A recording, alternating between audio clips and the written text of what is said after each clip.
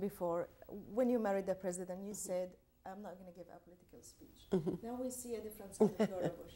She's an activist in healthcare, in education, and now you're a champion of human rights in Burma.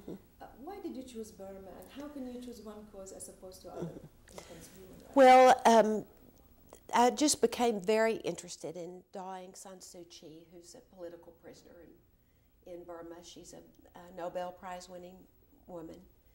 And I am interested in women's issues. I mean, that's one of the reasons that I wanted to talk about breast cancer in the Middle East, because I think it's an issue that affects women so in such an emotional way, not just that you get sick, but just the idea of breast cancer is so difficult for women to accept. And anyway, so I became interested in Daw San Suu Kyi, and which then made me interested in Burma.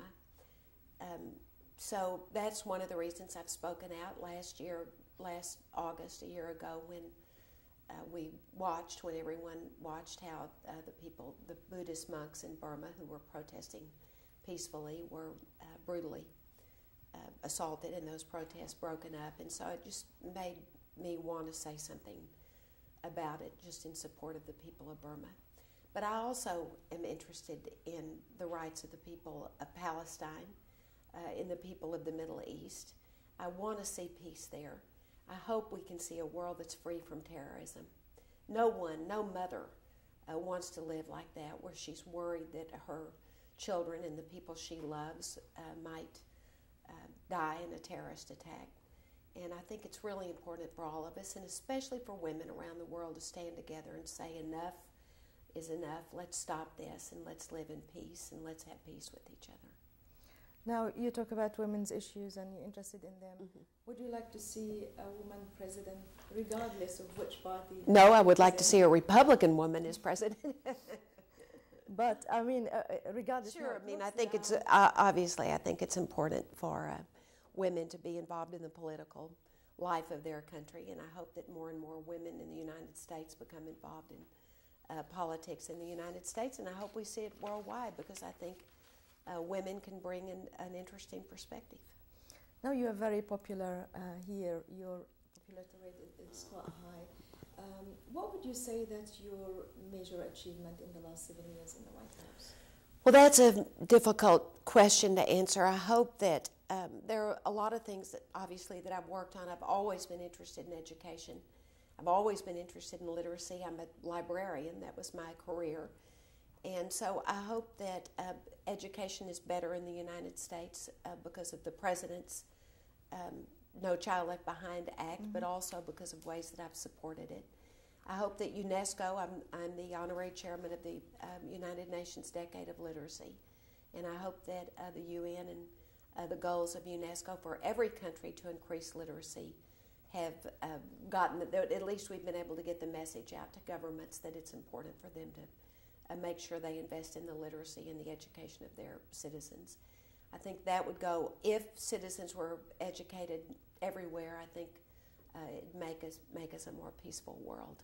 Do you see yourself as an ultimate diplomat, that some people describe you?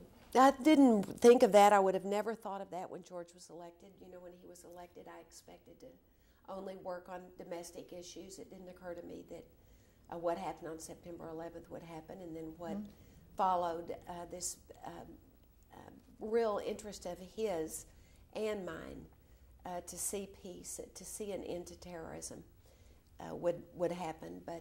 But that is what happened, and so I hope I can represent my country in a way that lets people know what the United States is really like. Do you see the role of the First Ladies evolving over the years? I think they have, although we've had very, very successful and ambitious and influential First Ladies from the very first. Martha Washington was very revered, but Abigail Adams was, and this was at the very first of our country when, of course, women didn't get the right to vote, but she said to her husband, "Don't forget the women," when they were forming the whole Constitution and the Bill of Rights for the United States. And so we've had very, very activist First Ladies since our beginning, and those women have been very beneficial We benefited from what American First Ladies have been interested in. Lady Bird Johnson, in the way she was interested in the native environment and planting of the native wildflowers all over the United States. And that's been a huge benefit for our country. And finally, you have raised two daughters. That's right. In the White House. And how would you advise the next president, if they have children, to keep them away from the media and to have their privacy, but yet have some kind of a normal life? Well, I think it's very important to try to have a normal life when you live here. And in fact, the White House is a home. It's a grand building, and it's a museum, and it's a place that people tour and work with the West Wing and the East Wing, but it's also a family's home, and families have lived here since our second president.